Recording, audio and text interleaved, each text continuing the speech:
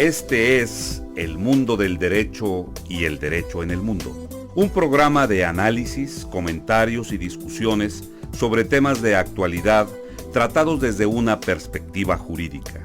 Y ahora con ustedes, el doctor Carlos Gabuardi. Bienvenidos a su programa El Mundo del Derecho y el Derecho en el Mundo. La renovación del Poder Judicial en México es parte de un proceso muy importante que parte de reformas constitucionales aprobadas por el Congreso Constituyente Mexicano en septiembre del 2024 y que implica una modificación integral, un cambio de paradigma con respecto a la forma en que se debe elegir a las personas que habrán de ejercer los cargos jurisdiccionales, las personas responsables de impartir la justicia en nuestro país. En ese sentido, dentro de la población y particularmente dentro del foro, dentro del grupo de abogados académicos y practicantes, había muchos cuestionamientos que poco a poco se han ido resolviendo. Y en esta ocasión he invitado para compartir conmigo estos micrófonos a la doctora Cintia Leal Garza, que está participando, que se está postulando para el cargo de magistrada en un tribunal de circuito en materia administrativa. Cuando me refiero a que algunas dudas se han ido despejando, la primera de estas es que mucha gente tenía el temor de que los cargos jurisdiccionales fueran a ser ocupados por gente verdaderamente improvisada, cuando en realidad lo que estamos viendo, por lo menos desde el punto de vista de las personas que se están postulando, es que son gente con las mejores credenciales, y tal es el caso de Cintia. Cintia estudió primeramente una licenciatura en Ciencias Políticas en el Tecnológico de Monterrey, donde obtuvo su grado con los máximos honores. Ella posteriormente estudió la licenciatura en Derecho en la Facultad de Derecho y Criminología de la Universidad Autónoma de Nuevo León, donde también se graduó con los más altos honores. Quizá para no ser repetitivo, debo decir que en todas las instancias académicas en las que ella ha participado, el honor académico la ha ido acompañando como parte de sus logros. Primeramente hizo una maestría en Administración Pública en la Escuela de Gobierno y Política Pública del Tecnológico de Monterrey, y una segunda maestría en Derecho Internacional Público. Como si todo esto no fuera suficiente, ella posteriormente cursó un doctorado en Gobernanza Global en la Universidad de Waterloo en el Canadá. Además de su importante vida académica, Cintia ha tenido importantes posiciones dentro de la administración pública, principalmente del Estado de Nuevo León, pero es muy interesante conocer su visión de las cosas y su visión del ejercicio de la jurisdicción. Cintia, muchas gracias por haber aceptado la invitación para compartir conmigo estos micrófonos, y quizá la primera pregunta que yo deba hacerte en este sentido: tú eres una persona con antecedentes académicos muy importantes, el honor académico siempre te ha ido acompañando a lo largo de tu vida, has tenido una importante carrera en el gobierno del Estado de Nuevo León, pero ahora te postulas para un cargo jurisdiccional. ¿Qué es lo que te lleva a tomar una decisión de este tipo? Qué amable, doctor. Muchísimas gracias. El honor es mío de estar aquí con usted en su programa, El Mundo del Derecho y el Derecho en el Mundo. Realmente me siento muy honrada. También como parte de este programa, como parte de la Facultad Libre de Derecho, que es una de las más excelentes universidades de Derecho en México. O sea, me siento muy, muy honrada y muy agradecida de estar aquí con usted.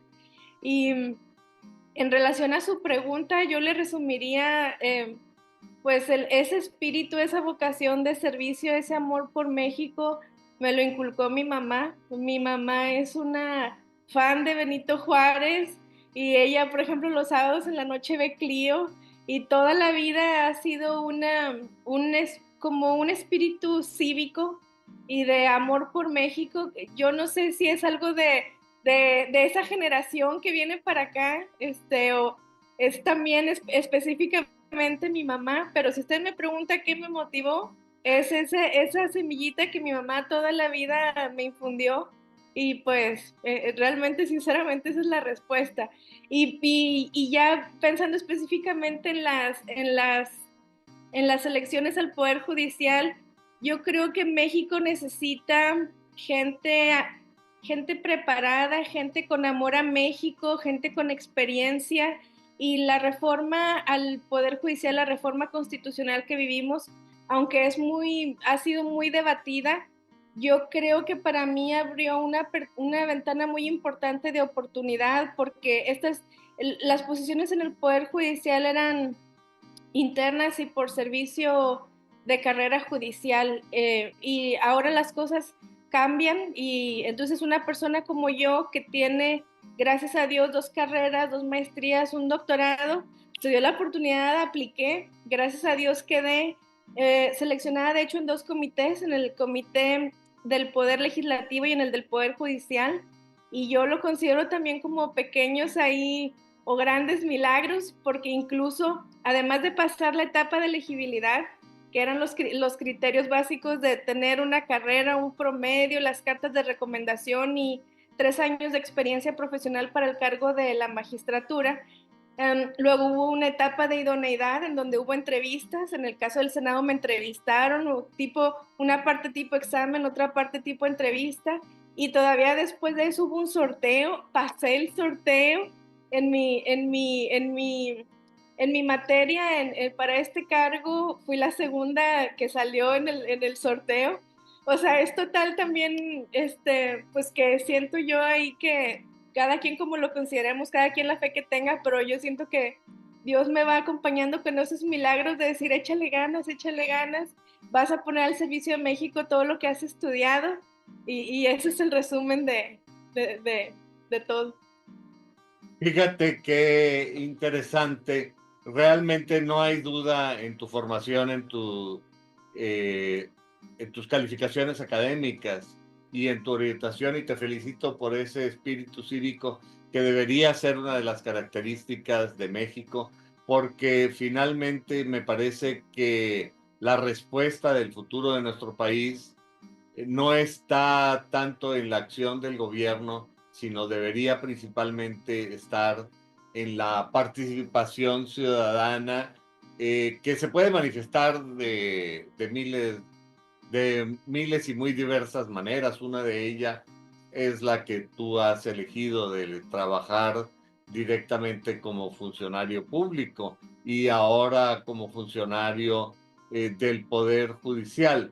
Pero eh, veo yo aquí una cosa antes de entrar al tema propiamente del ejercicio de la función jurisdiccional. eh, una persona que se ha preparado como tú tanto, que pasó las entrevistas de idoneidad, donde realmente te preguntaron cosas y donde estuviste sujeta a un escrutinio sobre tu integridad personal y sobre tu capacidad académica, pero luego quedar sujeta a una tómbola, a un proceso de selección totalmente por el azar.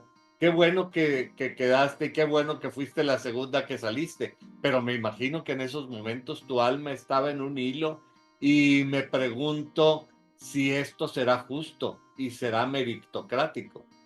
Yo creo, y ahí yo lo analicé también, y yo creo que esa tómbola específicamente después de haber pasado los filtros, de alguna forma garantizaba que no iba a haber dedazo. Porque si de antemano decían, en la etapa de elegibilidad eran todos los que pasaron los criterios básicos, y en la de idoneidad eran ya los que pasaran también las entrevistas, exámenes y los filtros que cada comité de cada poder, el ejecutivo, el legislativo o el judicial pusiera. Si después de eso, entonces había, por ejemplo, 5 candidatos para 5 cargos disponibles, era puro dedazo. Pero si realmente había, no sé, 20 candidatos o más, que se pueden hacer los cálculos porque los artículos constitucionales, si no me recuerdo, el 96, da ahí unas fórmulas. El punto es que si era exactamente igual, entonces eso era dedazo. Entonces, de alguna forma sí tenía un sentido democrático el que hubiera una tómbola, porque era una tómbola entre los mejores. Eso garantizaba cierta democratización o cierta justicia, porque O realmente, transparencia quizá en el proceso. o transparencia, porque realmente hubiera estado muy mal decir, hay 5 vacantes, por ejemplo, en Nuevo León, en materia administrativa, para magistraturas hay 5 vacantes, que hubiera 5 vacantes y que cada poder hubiera presentado nada más 5 candidatos y en muchos casos a lo mejor hasta iba a coincidir, porque hubo varias personas, entre ellas yo, que aplicamos a los 3 comités. Entonces, pues hubiera estado muy cuestionable que realmente no hubiera forma, o sea, hubieran estado, eso era dedazo, si hubiera sido así. Pero ya la Sí, tómbola claro. En este sentido, parece una contradicción pensar que una tómbola garantiza la transparencia, pero tienes mucha razón. Efectivamente, México es un país en el que hay mucho temor respecto al tema de las designaciones unilaterales en perjuicio de otros candidatos, quizá de igual o mayor capacidad. Pero en este sentido, eh, todavía después de haber pasado por todas estas etapas de elección previa, el haber salido en una tómbola, hay la necesidad de pasar eh, un proceso de postulación y de candidatura, un proceso de proselitismo. ¿Qué me puedes decir respecto a esto y qué significa para ti? Porque yo creo que atendiendo a tus antecedentes, tú anteriormente nunca habías participado como candidata en un proceso político. eso es 100% cierto y ahí sí, lo único que me queda es echarle muchas ganas, yo creo que tiene sus pros y sus contras, efectivamente la gente que es más popular, pues tiene a lo mejor un poquito más de ventaja. Yo me dedico a mi trabajo, a mis estudios, no tengo experiencia haciendo política o haciendo campaña. Lo que a mí me queda es echarle muchas ganas, o sea, a mí se me abrió una oportunidad con esta reforma constitucional al Poder Judicial. Lo que tengo que hacer es echarle todas las ganas del mundo, que es lo que estoy haciendo. Abrí un canal en TikTok, en YouTube, empecé a grabar desde hace yo creo como un mes unos pequeños videos, son cápsulas como de 1 minuto en donde explico cuestiones de derecho de manera accesible y están gustando mucho. Tengo uno que otro video que ya tiene como unos cuantos miles de views y hice una pequeña capsulita, por ejemplo, de Benito Juárez, y me escribió un chico y me pone, muchas gracias, gracias a usted y a este video me hicieron el día en la escuela. Entonces yo siento que de alguna forma la vida me está poniendo la oportunidad de compartir los conocimientos que he adquirido con los años.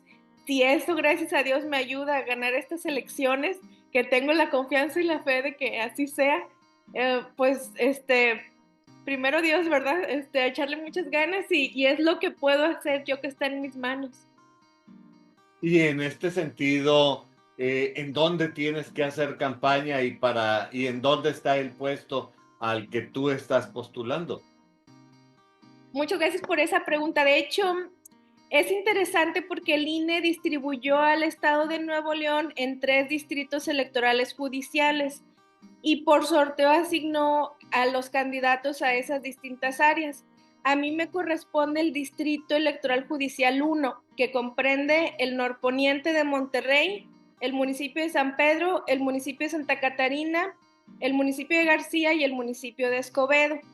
Ahí es donde va a ser, digamos, la campaña y las votaciones para mí y para los otros 7 candidatos que van para candidatos a magistrados en materia administrativa. Ahí se van a escoger 2 ¿En de tu las 5 distrito vacantes que electoral o en todas partes?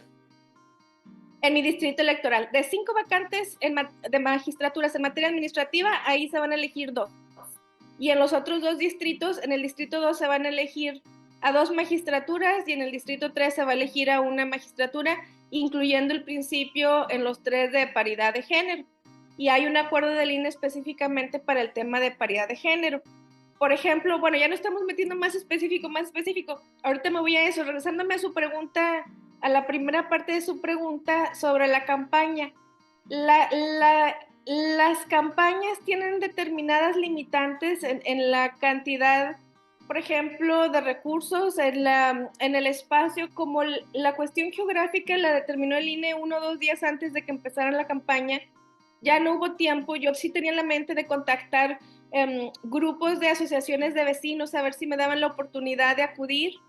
El INE estableció que no se puede, por ejemplo, usar micrófonos, bocinas, etcétera, pero pues yo como quiera estaba muy animada, yo dije, pues a ver, con quien me quiere escuchar, pues yo llevo mis folletos y yo voy, pero ya no hay tiempo, o sea, como fue justo 1 o 2 días antes del proceso, ya es difícil empezar a contactar asociaciones de vecinos en todos estos municipios. Entonces, la principal estrategia de campaña en el caso de una servidora son las redes sociales. Y estoy llegando a estos seguidores en las redes, en Instagram, en TikTok, también estoy publicando en YouTube. Yo creo que mi público más interesado en mis cápsulas del derecho accesible al alcance de un TikTok es precisamente TikTok.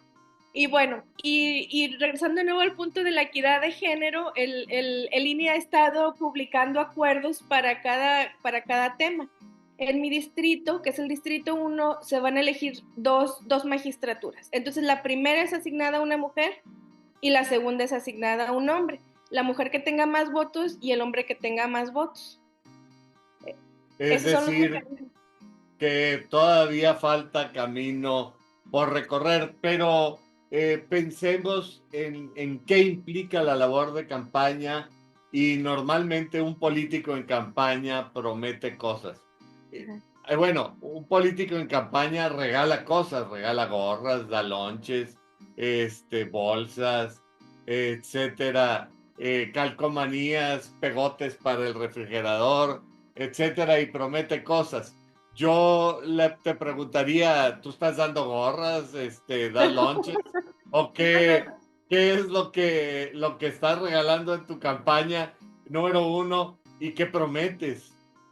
Bueno, yo no estoy regalando nada. Yo lo que quiero aportar en esta campaña y la idea que yo tengo, que creo que a la gente que me ha alcanzado a conocer le está gustando, es compartir mis conocimientos, que la gente me vea, me conozca como una persona con el espíritu y el amor de servicio a México que yo tengo y que no soy una persona improvisada, que tengo todos mis estudios, mis 2 carreras, mis 2 maestrías, mi doctorado, siempre con becas y con excelentes calificaciones, y esos conocimientos los estoy mostrando en mis pequeñas cápsulas de derecho accesible para todo mundo, y también mi experiencia profesional. Entonces, la gente me escucha, me hace preguntas, le gusta que comparte esos conocimientos, y yo creo y siento que a la gente le gusta eso, porque todos estamos cansados de los políticos, de, de en general, ¿verdad? La política en el mal sentido que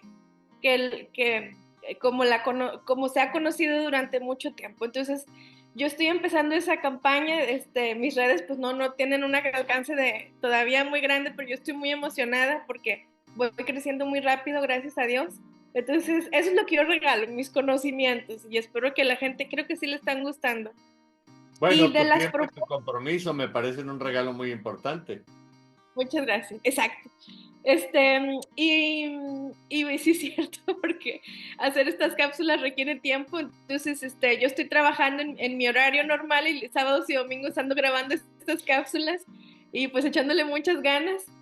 Y el tema de las propuestas, yo tengo una de las propuestas principales o la propuesta número uno que registré ante el INE y que está en la plataforma Conóceles del INE, es que promover y fomentar y asistir, si con el favor de Dios llego a ser magistrada, siempre todas las instituciones educativas, los congresos de los estados, el Congreso de la Unión en sus comisiones, tanto en la Cámara de Diputados como de Senadores, siempre, siempre, siempre, o las cámaras empresariales, patronales, siempre existen foros de discusión, mesas de trabajo, foros en donde se dan a conocer propuestas de reforma legislativa o se reciben esas propuestas y ahí tienen que estar los juzgadores y muchas veces no están y no han estado. Muchas veces en temas de muchos temas, de temas penales, familiares, civiles, mercantiles, muy importante el tema de la materia administrativa. Hay grupos, hay asociaciones, hay ONGs, instituciones educativas, pero tiene que estar el juzgador, tomando nota de lo que la gente está diciendo. Bueno, punto número uno, estar presente. Punto número dos, estar tomando nota de lo que la gente dice. Y punto número tres, estar aportando propuestas y diciendo, pues la vez pasada lo único que yo alcancé a hacer como juzgador o juzgadora fue esto, porque la ley hasta ahí me permitía. Entonces, en este sentido, la ley se va mejorando y modernizando en base a la retroalimentación de los distintos actores sociales y el Poder Judicial no puede estar apartado de la sociedad. El Poder Judicial debería estar cerca de la gente, no hay duda, porque los justiciables, es decir, las personas que recurren a los tribunales, no ocurren a los tribunales para hacer un trámite burocrático, sino que normalmente en los tribunales se juega la vida, el honor, el patrimonio, la integridad física y moral de las personas. Y una crítica que se oía como rumor generalizado respecto al Poder Judicial es el tema de que se trataba de órganos anquilosados, de gente cuadrada, que única y exclusivamente pretendía cumplir con algunas formulaciones y fórmulas burocráticas sin que realmente se interesaran totalmente en la vida de la gente. Bueno, esto no quiere decir que necesariamente sea así. Yo puedo dar fe de que hay muchos casos en que esto no sucedía, pero eso esa sí era, sí ha sido tradicionalmente la ¿Sí? percepción del público. Es Así es. decir, si es cierto o no, es un problema, pero la percepción del público, esa era la percepción del público y hay que reconocerlo, también era la percepción de muchos abogados. Sí. Esperaría uno que con gente como tú llegara gente nueva, sangre nueva, ideas nuevas, cambios de paradigmas. En este sentido, en el sentido de la sangre nueva, en el sentido de los nuevos paradigmas, de la nueva visión de las cosas, ¿tú qué tienes que ofrecer? Yo tengo que ofrecer todo mi amor y mi compromiso por México, todos mis conocimientos académicos, toda mi experiencia profesional, que son 20 años de experiencia profesional. Se dicen rápido, pero se van muy, en un segundo, pero sí son 20 años. Este, yo, yo, yo creo que México necesita las mejores mentes al servicio de las mejores causas. Entonces, por ejemplo, la propuesta de estar presente en estos foros de discusión, yo sí creo que ha habido buenos juzgadores, como en todas partes, hay gente buena, pero desafortunadamente, ¿cómo dice el dicho?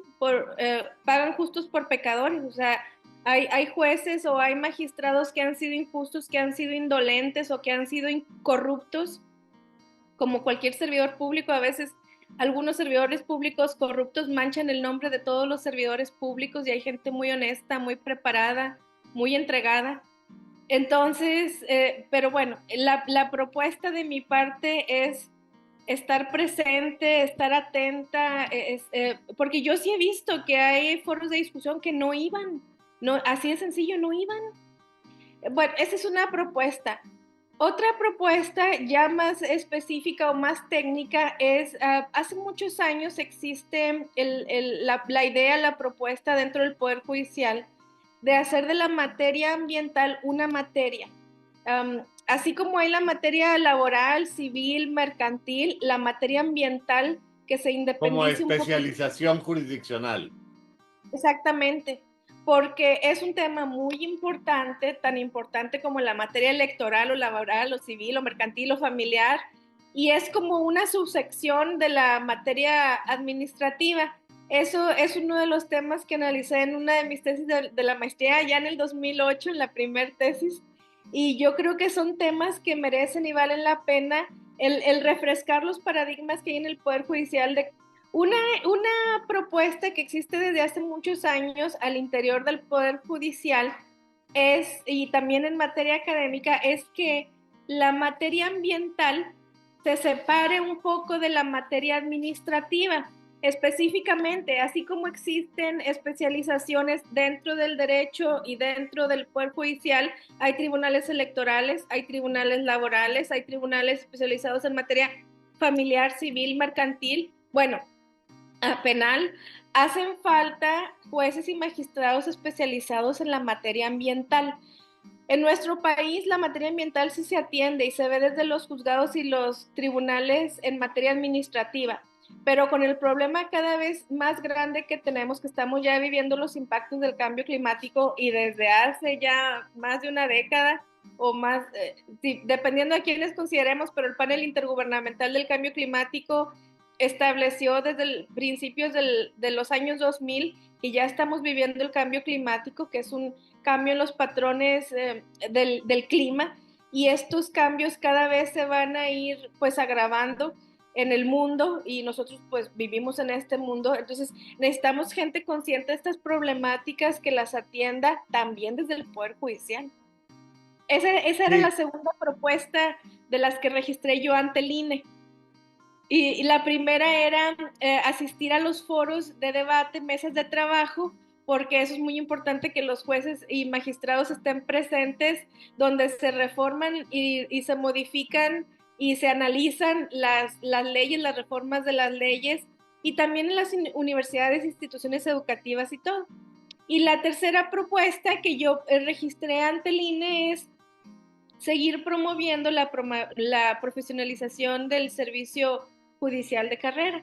Son mis tres principales ideas, y obviamente que también estoy abierta a las propuestas que en esta nueva ola, o en esta nueva generación de juzgadores en el Poder Judicial. Yo creo que hace falta eso, hace falta modernizar a las instituciones. Es una época de modernización de instituciones o de cambios en las instituciones.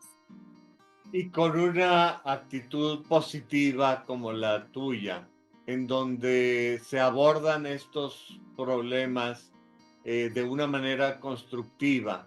A mí me parece que habría que agregar que, para bien o para mal, los funcionarios que ejercen la jurisdicción, no solamente en México, sino prácticamente en todo el mundo, desafortunadamente se aíslan en Torres de Marfil y pierden contacto con las necesidades inmediatas de la gente.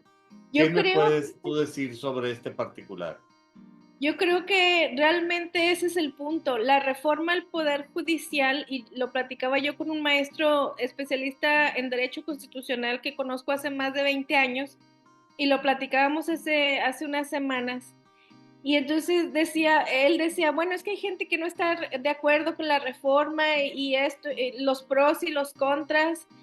Y al final concluíamos los dos comentando que ha habido una cerrazón en el Poder Judicial, hubo mucha soberbia, las iniciativas constitucionales no se analizaron cuando inicialmente se presentaron en febrero del año pasado.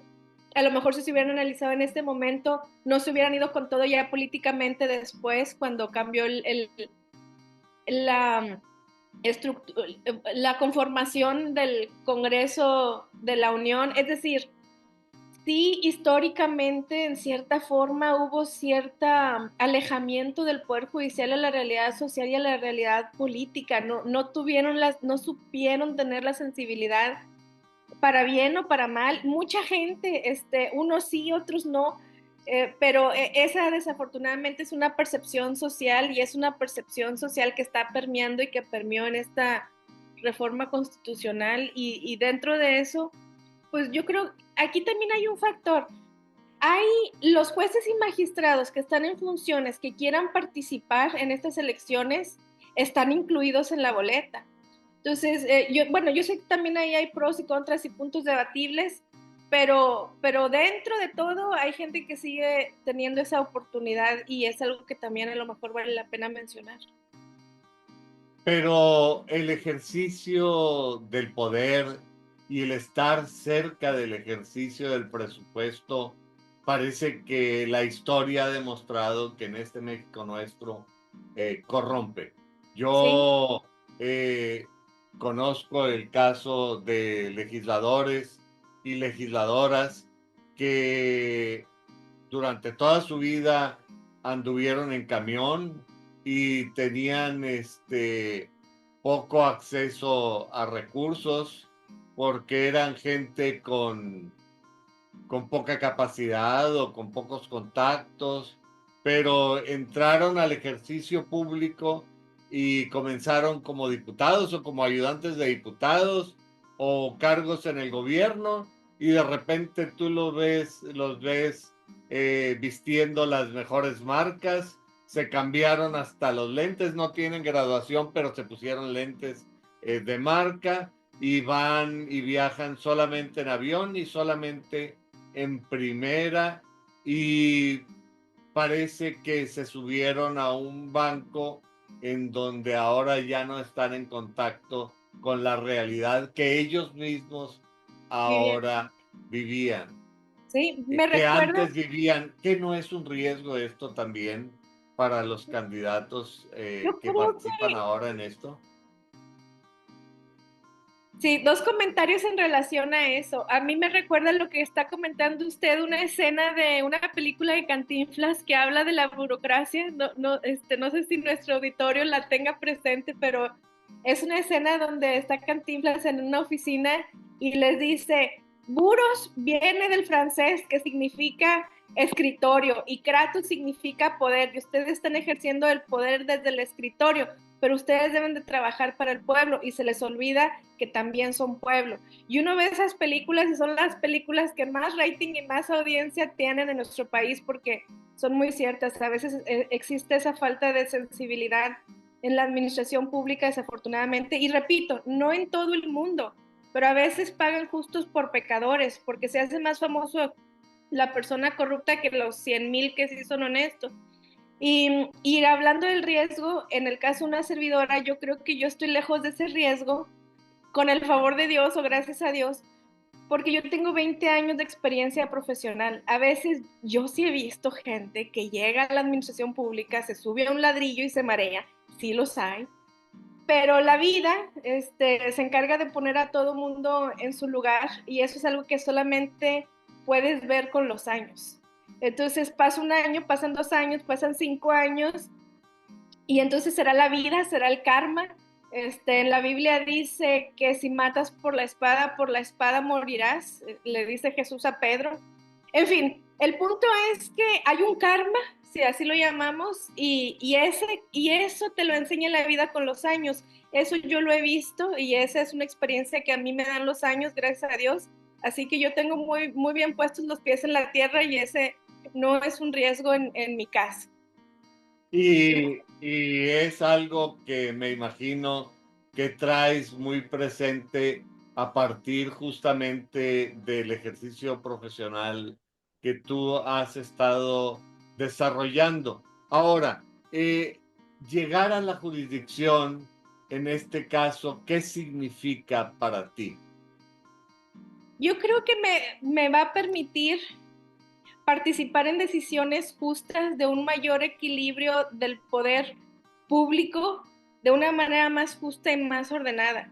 Y si con el favor de Dios tengo la oportunidad de participar en programas para modernizar específicamente también la materia ambiental dentro de la materia administrativa, para mí sería una total bendición porque realmente hace falta atender el tema del cuidado del medio ambiente, del combate al cambio climático, al calentamiento global, es una realidad que estamos viviendo realmente mundialmente. Los científicos lo están diciendo desde hace 2 o 3 décadas.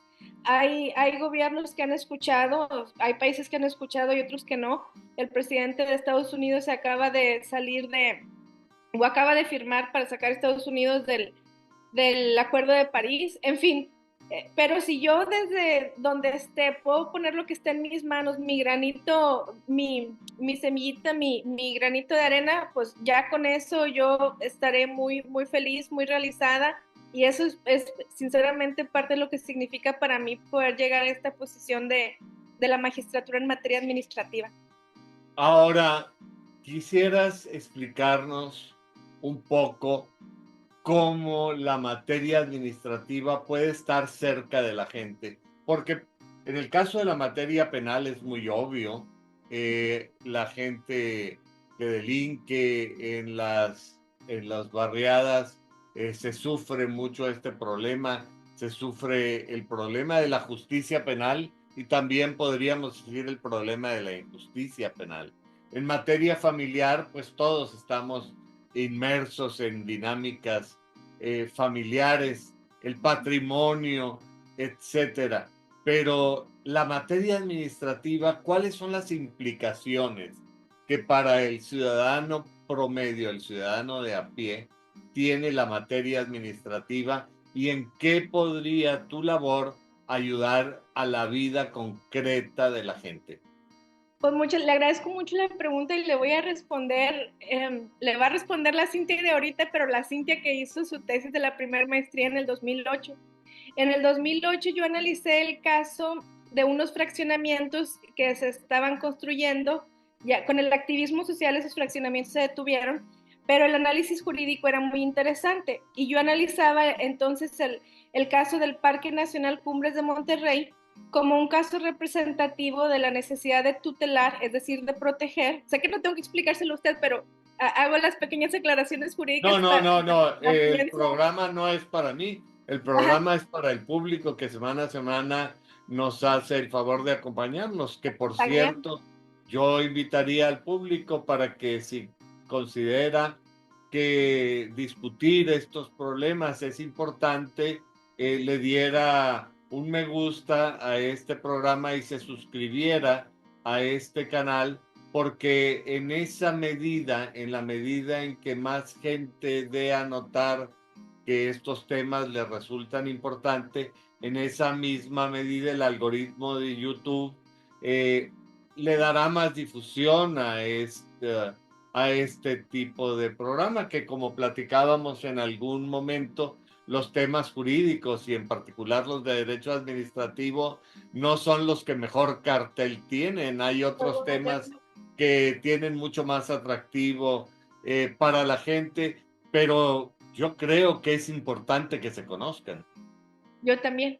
Entonces, el tema era, en esas propuestas que yo desarrollé en ese momento, era el caso del Parque Nacional Cumbres de Monterrey como un caso representativo de la necesidad de tutelar, es decir, de proteger de manera efectiva el derecho a la salud y el derecho a un medio ambiente adecuado. Y aquí hay elementos muy clave porque el Parque Nacional Cumbres de Monterrey es un área natural protegida a nivel federal que está protegida desde la época de Lázaro Cárdenas, desde Claro. 1939.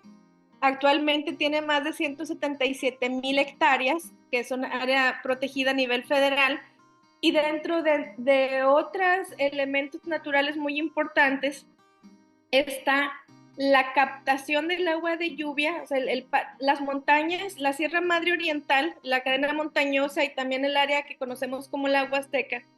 Toda esta área natural protegida capta el agua de lluvia, la filtra, abastece los mantos freáticos y hay estudios que indican que abastecen entre el 50 y el 70% del agua que se consume en el área metropolitana de Monterrey. Entonces, estamos hablando del agua. Teníamos una sequía muy fuerte el año pasado, si no es porque llegó Alberto, sabrá Dios cómo hubiéramos logrado seguir adelante en los distintos servicios y usos del agua.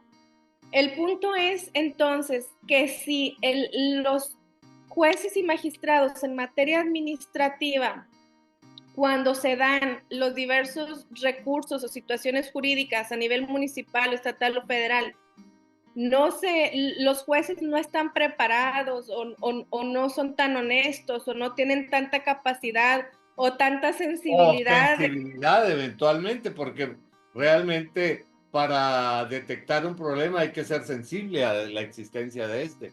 Exactamente. Entonces, si eso no ocurre, entonces el área protegida puede quedar vulnerable ante diversas situaciones económicas y políticas, y entonces el medio ambiente, que es un derecho humano, que va en conjunto con el derecho a la salud, pues queda un poco invisibilizado. Lo que queda más tangible es la ganancia económica de algún proyecto, pero entonces las autoridades tienen que tener ese conocimiento y esa sensibilidad, y si no, los tribunales tienen que tener el conocimiento y la sensibilidad para decir, a ver, vamos a ver, el bien jurídico tutelado aquí, ¿cuál es?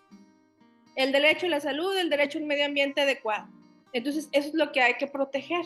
Y en ese sentido hay que establecer, por una parte, sentencias, obviamente, y en aquel entonces, en aquella tesis, yo también proponía algunas reformas constitucionales para darles una mayor blindaje y un sentido de utilidad pública y social a las áreas naturales protegidas, también fortalecer la educación ambiental, etcétera. Pero en particular el derecho administrativo, ahí tienen una influencia muy directa jueces y magistrados en materia administrativa en la calidad de vida directamente en la salud de las personas.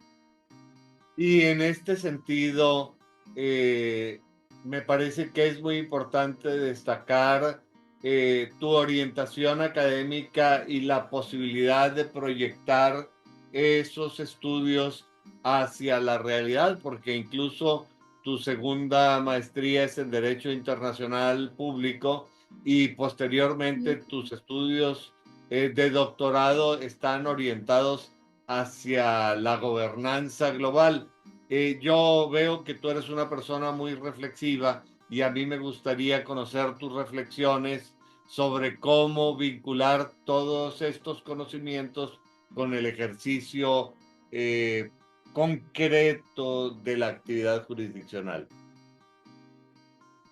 La primera, a lo mejor es muy específico decirlo, pero a veces se promueven amparos, por ejemplo, que incluso llegan a la Suprema Corte de Justicia de la Nación. En marzo otro ejemplo, ahorita acabamos de mencionar el Parque Nacional Cumbres de Monterrey, también está la Sierra de Picachos. En marzo del 2023, la primera sala de la Suprema Corte de Justicia de la Nación estableció la Sierra de Picachos como un área protegida que debía salvaguardarse también por las reservas de agua que hay ahí. En ese caso está siendo clave el Poder Judicial, tanto tribunales colegiados de circuito y en ese caso que llegó incluso a la Suprema Corte de Justicia de la Nación. Y ahí intervinieron, en todos estos casos tienen que ver las autoridades municipales, estatales e inclusive federales. O sea, y el que pone orden es el Poder Judicial. O sea, así en concreto, a ese nivel llega la importancia del Poder Judicial. Ahora, también hay un elemento en el Poder Judicial y relacionado con mis estudios y en el caso del doctorado, con el espíritu del servicio público y del amor por México, porque siempre cuando hablamos de temas de derecho, lo importante es cuál es el bien jurídico tutelado, qué estamos protegiendo. Realmente, ese es el punto, ¿qué se está protegiendo? Se está protegiendo el derecho a la salud y a un medio ambiente adecuado, se está protegiendo el derecho a la propiedad, se está protegiendo, etcétera. Es ahí donde tiene que haber el conocimiento, la capacidad, la sensibilidad y el tacto también con los litigantes para explicarles, oigan, esto es lo que estamos buscando, haga cada quien lo que le corresponda para tener, digamos, sentencias justas y un mayor desarrollo económico, social y ambiental.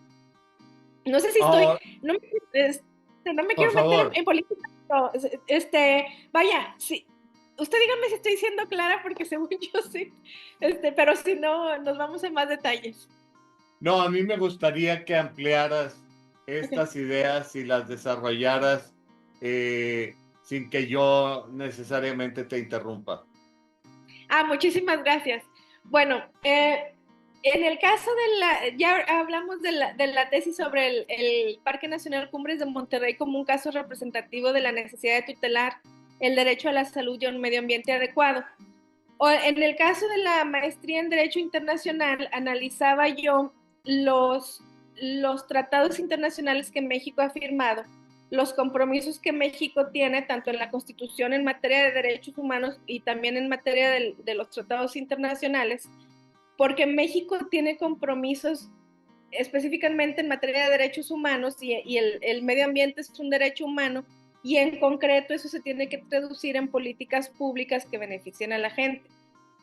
Si nosotros juntamos el tema económico, por ejemplo, el caso de la inversión extranjera directa, y entonces las autoridades que están buscando la inversión extranjera andan buscando pues eso, traer más inversión, pero las empresas multinacionales vienen a establecer sus procesos, obviamente pues son empresas, andan buscando un lucro, y si las autoridades del país, en este caso México, no establecen criterios claros, tanto en la legislación, pero también en los tribunales de salvaguarda los derechos económicos, sociales y ambientales de los mexicanos. Y ahí es también la labor de los juzgadores, estar presente en los foros de discusión donde se discuten la modernización y la reforma de leyes. Bueno, y al mismo tiempo, dentro del trabajo mismo de los tribunales, de resolver controversias en los que están involucrados autoridades particulares, ciudadanos en muchos casos. A veces los grupos indígenas también tienen una participación muy importante en los temas ambientales. Si los jueces no tienen o magistrados no tienen una preparación o una sensibilidad en estos temas, pues está muy complicado, porque entonces el bien jurídico tutelado que se va a proteger a lo mejor no va a llegar a la magnitud de decir el bien común que se protege a través de los derechos humanos, en este caso, que en el caso del medio ambiente es un derecho colectivo y difuso, y el medio ambiente incluye la calidad de vida para el desarrollo y el bienestar de las personas, como lo establece la misma Constitución, para las presentes y las futuras generaciones.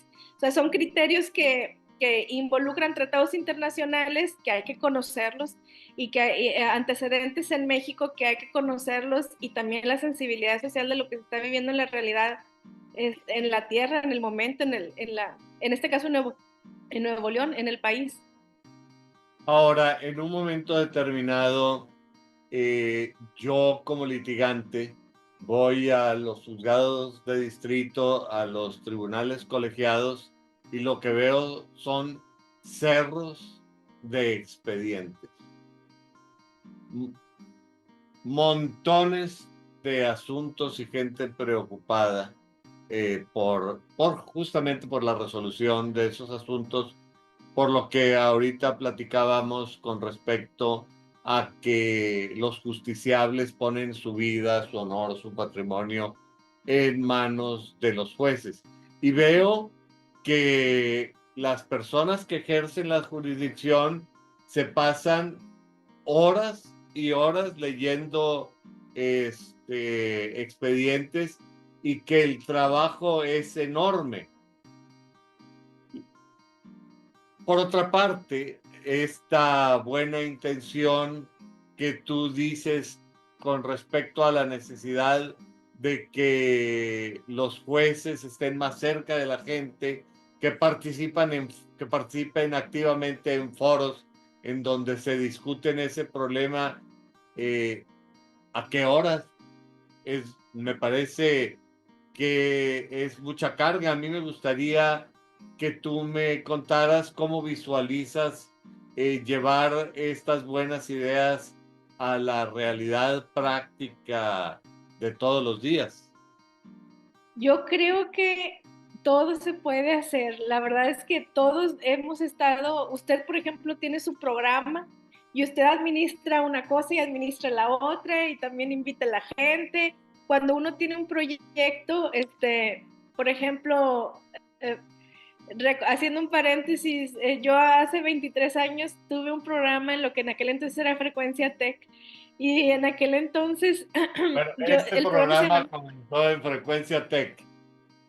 Ajá, exactamente, exactamente. El programa se llamaba Comentando la Noticia y analizábamos, por ejemplo, la guerra en Medio Oriente e invitaba a mi maestro especialista en Medio Oriente que explicaba pues el halcón de la política en Medio Oriente internacional, etcétera. Y en aquel entonces uno era productora, conductora, etcétera, la que escogía la música, la que escogía la noticia, la que invitaba a los invitados, etcétera. Y ahora los tiempos han cambiado. El productor es el que invita, el conductor nada más dice las preguntas. Según entiendo, pues van evolucionando las cosas en todas partes, ¿verdad? El punto que quiero decir es que cuando uno tiene un proyecto que uno quiere mucho, lo cuida, lo procura, se da el tiempo, encuentra la forma. En nuestros países, en los juzgados, en los tribunales, hay gente muy capaz, hay secretarios de estudio y cuenta, hay secretarios proyectistas, hay mucha gente que participa en los proyectos, en las sentencias, y que a lo mejor eso le permite también a los jueces, a los magistrados, tener una cierta capacidad para decir, bueno, de esta semana voy a acudir 2, 3 horas el día jueves, el día viernes, no sé, a tal universidad, a tal foro. Tampoco son todos los días, todo el día, ¿verdad? Entonces, yo creo que cuando se quiere, se puede. Espero que con el favor de Dios, Dios me dé la oportunidad de regresar con usted y decirle, sí se puede y aquí está. Pero Bueno, yo creo ya desde ahorita te anticipo que habrá de ser invitada a este programa en más de una ocasión que muchas gracias. y veo con afecto y con simpatía que tú y yo hayamos coincidido en algún momento en Frecuencia Tech, tú con este programa de Comentando la Noticia y yo con el mundo del derecho y el derecho en el mundo, que ahí fue donde comenzó en Frecuencia Tech. Realmente el tecnológico de Monterrey ha significado mucho para muchos de nosotros. Sí. Tú misma, y desde los 15 años, comenzaste a recorrer tu vida en el tecnológico y te proyectaste ahí. Y yo creo que te sigues proyectando con esa buena educación y esa buena formación que recibiste en el tecnológico. Y este programa eventualmente lo ven profesores del tecnológico, directivos del tecnológico y de pronto hasta algunos rectores.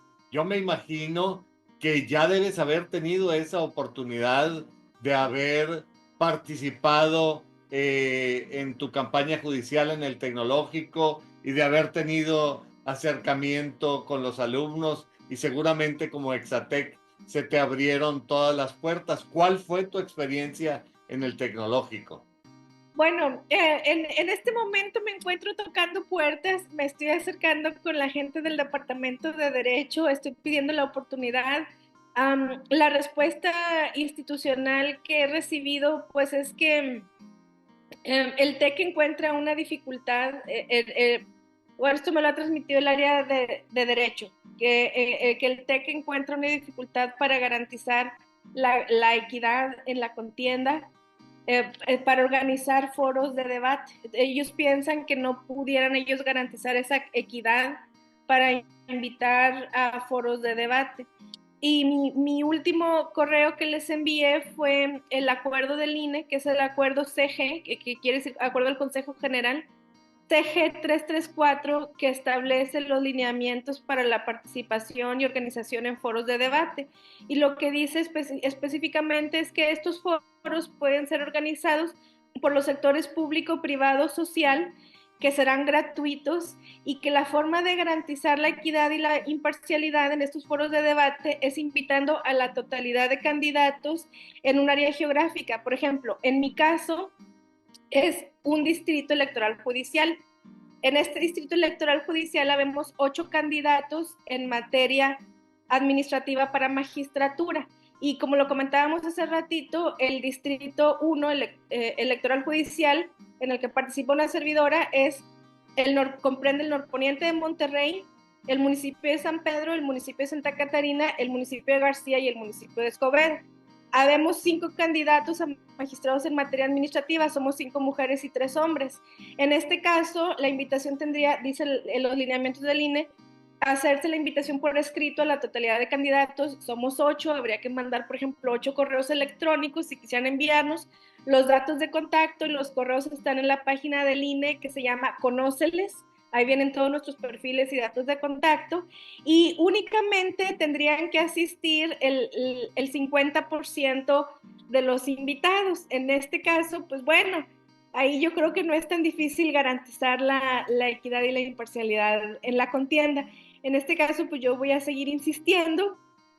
Y asimismo también fui realmente a todas las universidades, pedí un día de vacaciones en mi trabajo, fui al TEC, que es mi casa, donde estudié la prepa, la carrera, la especialidad, 2 maestrías, siempre con becas. La realidad es que yo crecí en un TEC que fomenta debates, y ese es el TEC al que yo le estoy tocando la puerta.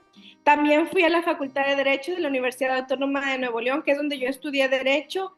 En la Facultad de Derecho ya tengo un espacio en donde me voy a presentar el miércoles 7 de mayo a la 1 de la tarde en el antiguo auditorio de posgrado.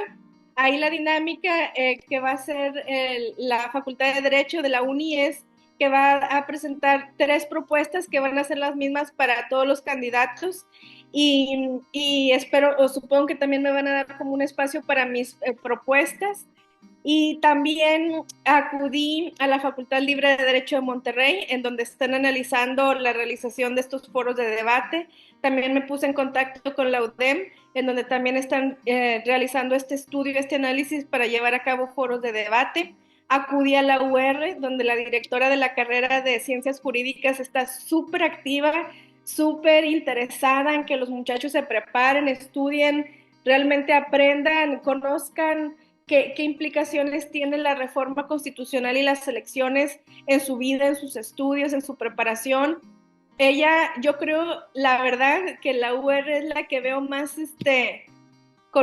bueno, también obviamente la Facultad de Derecho, que ya organizó el mismo foro, pero vaya, que la maestra me recibió así, claro, a ver, dame tus propuestas, yo estoy intentando hacer esto, esto y esto.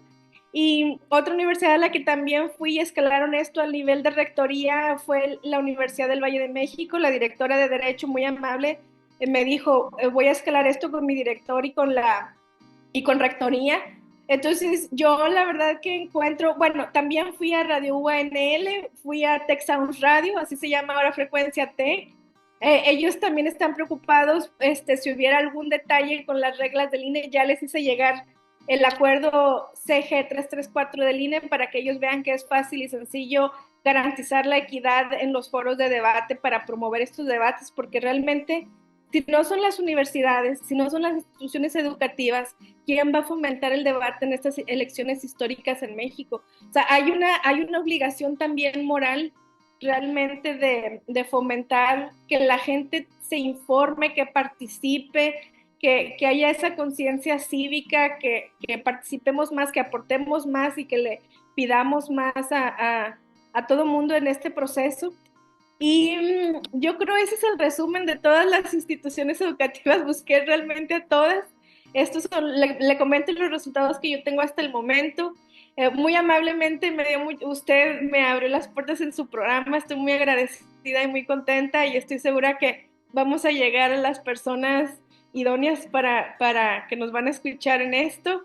Y el día de ayer también amablemente me invitaron, no me lo esperaba, llegó de pronto, yo dije que sí, de pronto ya estaba ahí, en la estación La Ranchera de Monterrey, con un periodista que se llama David Casas, que tiene mucha experiencia, que trabajó años en La Jornada, que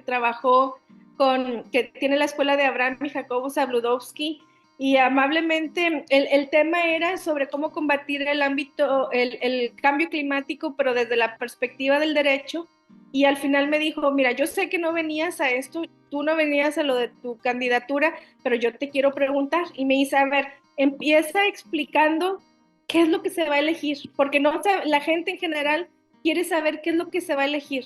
Entonces, yo regresando al tema de las universidades, yo creo que las universidades tienen un papel clave en el civismo en nuestro país, en promover, en educar, y yo estoy apelando a esas instituciones educativas que me educaron y que me vieron crecer, porque por una parte sí es el TEC, pero yo también muchos años he ido a conferencias en la Libre de Derecho, me explico, estudié Derecho también en la Universidad Autónoma de Nuevo León. Yo son a estas instituciones que yo conozco y con las que yo he crecido, a las que yo les estoy yendo a tocar la puerta.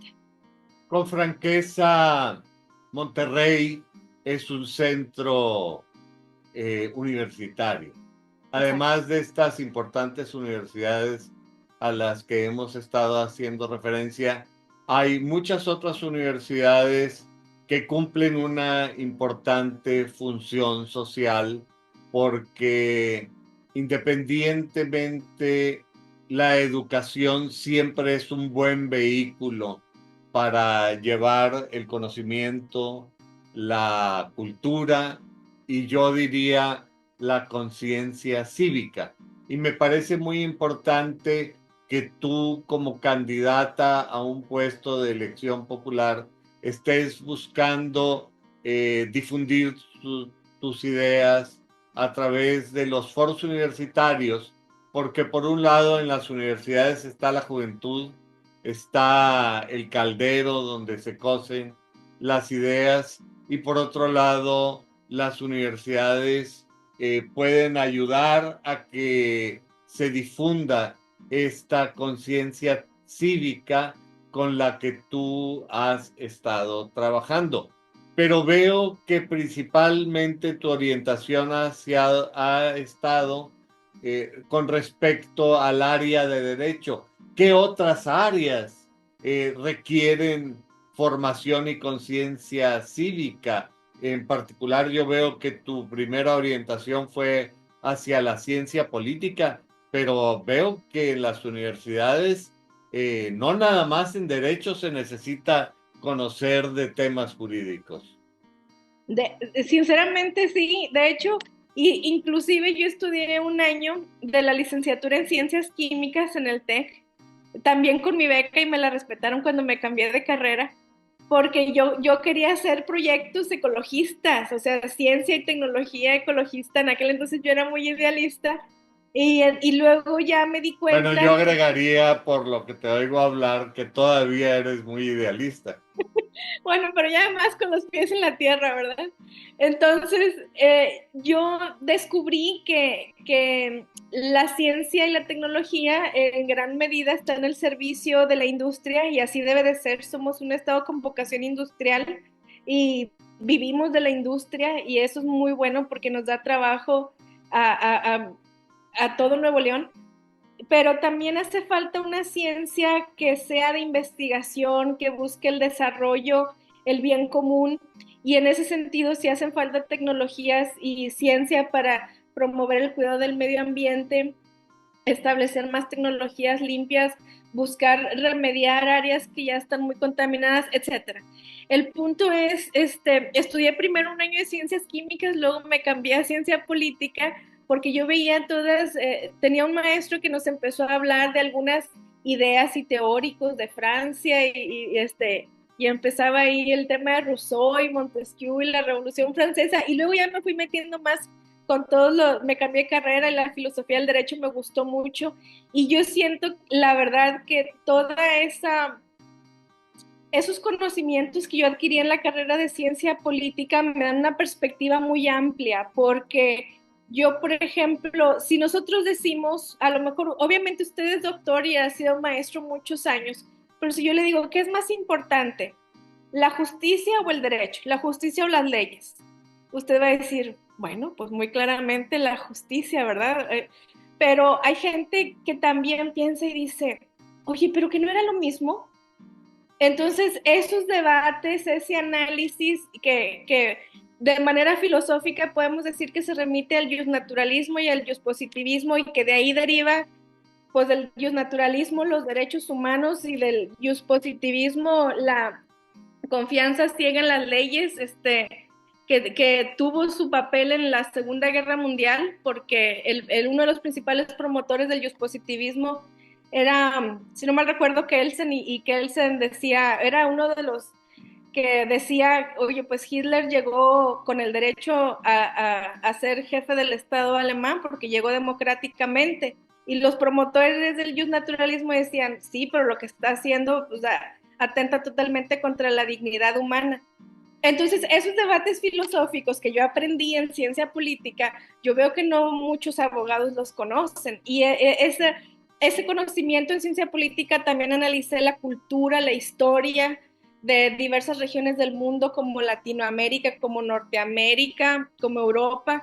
Y entonces, cada cultura cada historia es un mundo. Yo todo eso, gracias a Dios, lo aprendí. Estoy muy contenta y muy agradecida con mis maestros, en este caso con el TEC, que fue la institución que siempre me dio becas, obviamente con mi mamá, que ella nos sacó adelante, mi hermana y a mí. Entonces, todos esos conocimientos, toda esa cultura me da una visión de la realidad y de la política, y de que la política muchas veces va unida a las decisiones jurídicas. Si nosotros vemos las decisiones jurídicas, por ejemplo, regresando al tema de la reforma al Poder Judicial, yo digo, históricamente esto ya se ha hecho antes. En 1929, en la época de creación de instituciones en nuestro país, hubo un partido político que, para poner orden, estableció diversas instituciones, y entonces a lo mejor podemos ver que en nuestro país cada 100 años hay un fenómeno histórico o más o menos cíclico de creación o de establecimiento de instituciones. Entonces, no es para espantarse tanto, o sea, la historia nos da algunas respuestas, algunos caminos, los filósofos también. Y yo la verdad es que estoy muy agradecida con todo lo que aprendí en mi carrera, con el TEC, como le digo, con mi mamá, que mi mamá es la que, pues, gracias a ella son todos mis estudios. Entonces, no, la verdad que siento que esta oportunidad de la magistratura me permite devolverle a mi país mucho de lo que yo he recibido, gracias a Dios. Bueno, y junto a eso yo agregaría que la reflexión constante, el ejercicio constante de la actividad reflexiva y de la actitud crítica con respecto a la realidad es un ejercicio que todos y cada uno de nosotros debemos hacer y que además debemos promover, porque solamente reflexionando sobre la realidad es como podemos cambiarla. Y en este sentido, a mí me parece muy interesante que seas una persona idealista y además con grandes ideales, porque finalmente son las personas idealistas y con grandes ideales las que cambian al mundo. Quizá en la trinchera que ahora te tocará estar, Dios mediante, en el ejercicio de la función jurisdiccional como magistrada de un tribunal colegiado de circuito, tendrás la oportunidad de incidir en un cambio favorable con respecto al mundo en el que vivimos, porque cada cual desde su trinchera debe contribuir. Hay que seguir trabajando en el acercamiento a las universidades y hablar y difundir estas ideas en las universidades, a veces en los foros numerosos, en los grandes teatros y auditorios universitarios, a veces en la modestia del salón de clase donde sean pocos alumnos, pero uno nunca sabe en quién concretamente va a incidir con sus palabras, qué día y a qué hora.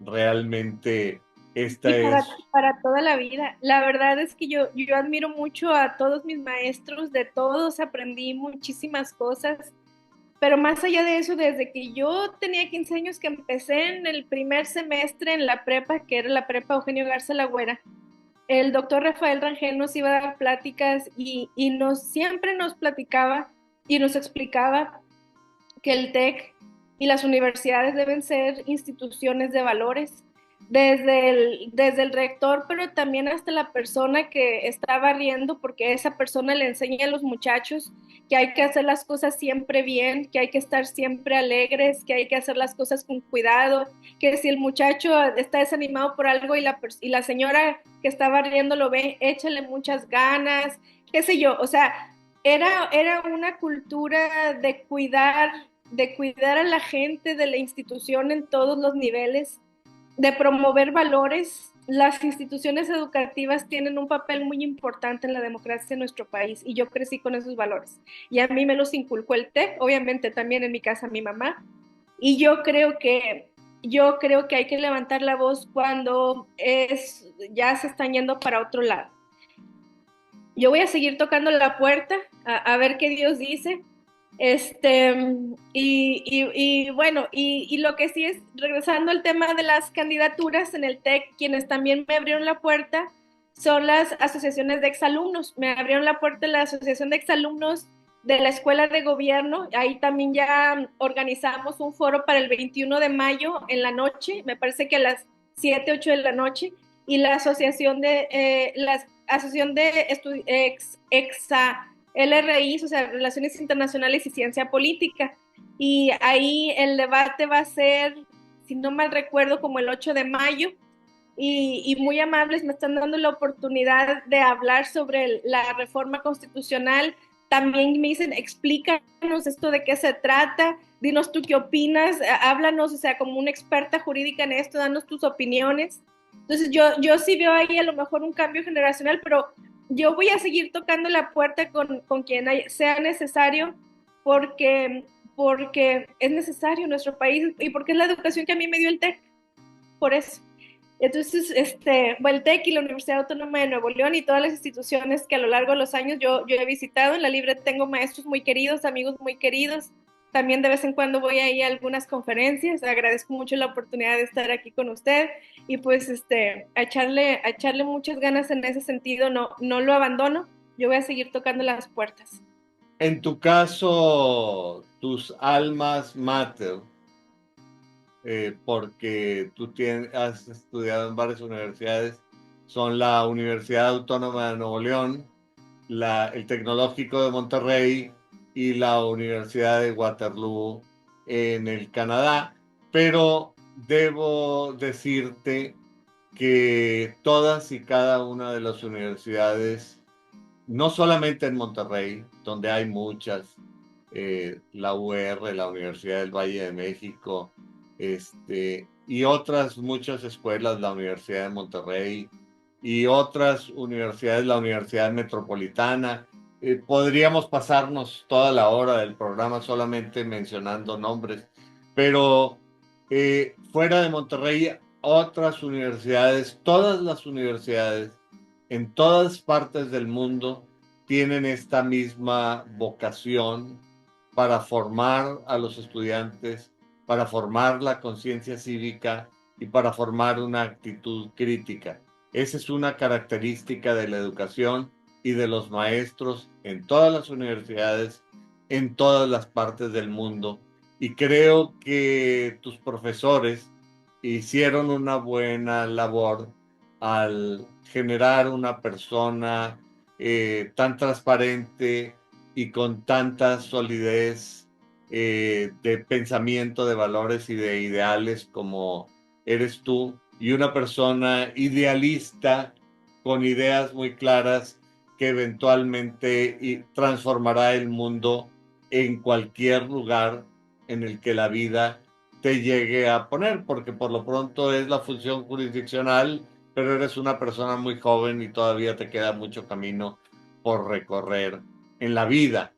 Creo que la construcción de un mundo mejor es una labor que, como tú claramente lo dices, nos corresponde constantemente a todos y que no debemos de abandonar. Pero al vernos en la necesidad de concluir este programa, en donde te hago una invitación para que nuevamente nos reunamos a conversar sobre temas de interés jurídico y de interés para la comunidad. A mí me gustaría que antes de concluir tú pudieras dirigir un mensaje claro, contundente y significativo para el público que semana a semana nos hace el favor de acompañarnos, reflexionando principalmente de cara a esta próxima elección judicial que tendrá lugar el día 1 de junio de este año de 2025. Pues le agradezco mucho la oportunidad, la verdad, ha sido todo un gusto platicar con usted y reflexionar sobre estos temas. Mi mensaje sería que en mí México tiene una mexicana muy comprometida, con un gran amor por México, con un gran espíritu de servicio a México, que me he preparado a lo largo de toda mi vida, que tengo, gracias a Dios, he estudiado 2 carreras, 2 maestrías, un doctorado, siempre con excelentes calificaciones y siempre con los mejores promedios y becas, gracias a Dios. Y asimismo tengo la trayectoria profesional, tengo 20 años de ejercicio profesional que me dan una madurez, unos conocimientos, un sentido jurídico y un sentido común de la realidad del país que yo pongo al servicio de México para eso, para servirle a México, y ojalá me den su confianza. Las elecciones son el 1 de junio y en la boleta rosa, que es para magistrados, yo voy a ser la número 8. Y muy importante también que el distrito en el que yo estoy participando, como el INE distribuyó los distritos electorales judiciales, por sorteo me tocó el distrito 1 en el estado, que abarca el norponiente de Monterrey, el municipio de San Pedro, el municipio de Santa Catarina, el municipio de García, el municipio de Escobedo. Si alguna de las personas que nos están viendo vive en estas áreas, entonces puede votar por su servidora para contar con una magistrada en materia administrativa muy capaz y muy comprometida. Y si acaso no viven en estas áreas, también nos pueden apoyar compartiendo estos mensajes, compartiendo mis redes sociales, para que más gente me conozca mis ideas, mis conocimientos, mi experiencia, mis propuestas y mi amor y mi servicio por México. Muchas gracias, doctor. Pues a la doctora Cintia Leal Garza no me queda más que agradecerle su participación en este programa, recalcar la importancia que tiene la participación ciudadana en estas próximas elecciones del 1 de junio. Y estando aquí Cintia, yo agregaría la importancia de votar por ella si están en su distrito. Y al público que semana a semana nos hace el favor de acompañarnos en este programa, les recuerdo que su opinión es muy importante para nosotros, que cada like que nos den, cada me gusta que nos den y cada suscripción a este canal ayuda para que estas ideas se conozcan y se difundan, porque el conocimiento, la educación y la formación ciudadana son el primer paso para llegar a convertir a esta patria nuestra en un México mejor. Y sin más por el momento, me despido y tendré el gusto de saludarlos la próxima semana. Muchas gracias, Cintia. Muchas gracias, doctor. Un honor haber estado aquí con usted. Muchas gracias.